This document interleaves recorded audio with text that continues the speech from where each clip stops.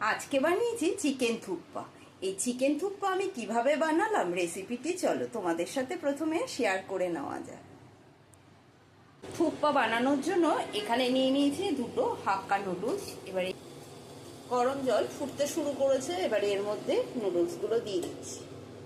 বানাবো চিকেন থুপ্পা, তার জন্য এখানে ছোট ছোট করে চিকেন নিয়েছি। চিকেনের মধ্যে আদা রসুনের পেস্ট, গোলমরিচ আর লবণ দিয়ে ম্যারিনেট করে রেখেছি। আর এখানে কিছু সবজি কেটে নিয়েছি। গ্যাসে একটা কড়াই বসিয়েছি, কড়াইয়ের মধ্যে কিছুটা তেল গরম করতে দিয়েছি। তেলটা গরম হয়ে গেলে প্রথমে রসুন কুচি দিয়ে দিলাম। এবার এর মধ্যে দিয়ে দেবো পেঁয়াজ কুচি।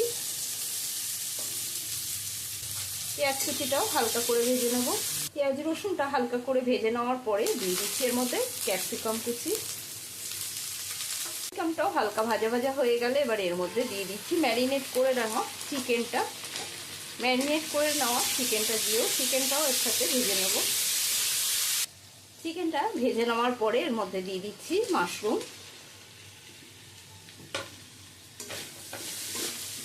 এবার এর মধ্যে দিয়ে দিচ্ছি টমেটো কুচি, কাঁচা লঙ্কা কুচি, বাঁধাকপির পাতা, দিয়ে দেবো কর্ন। সমস্ত উপকরণ দিয়ে আবার একটু নেড়ে ছেড়ে নিতে হবে। দিয়ে দিচ্ছি এর মধ্যে লবণ। লবণটা অল্প করেই দিলাম, যেহেতু এর মধ্যে সয়া সস দেবো, আর সয়া সসের মধ্যে লবণের ভাগ বেশি থাকে, সেই জন্য অল্প করেই লবণ দিয়ে নিলাম। সয়া সস দিয়ে দিচ্ছি, টমেটো সস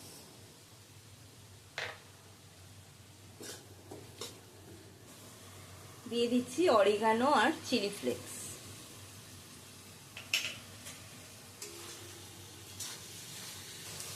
এবারে দিয়ে দিচ্ছি এর মধ্যে গরম জল।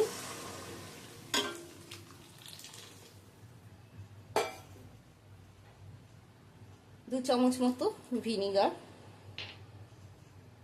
দিয়ে দিচ্ছি রসুনের পাতা, রসুন পাতা কুচিটা দিয়ে দিলাম। ভালো করে এবারে মিশিয়ে নিচ্ছি। স্যুপটা ফুটতে শুরু করলে এবারে এর মধ্যে আমি দিয়ে দেবো একটা ডিম ফেটিয়ে নিয়েছি গোলমরিচ দিয়ে লবণ দিয়ে। এবার ডিমটা দিয়ে দেবো, আর ডিমটা দেবো আর এক হাত দিয়ে খুন্তি চালাতে হবে। ভালো করে একটু নেড়ে চেড়ে নিলাম। দিয়ে দিচ্ছি গোলমরিচের গুঁড়ো।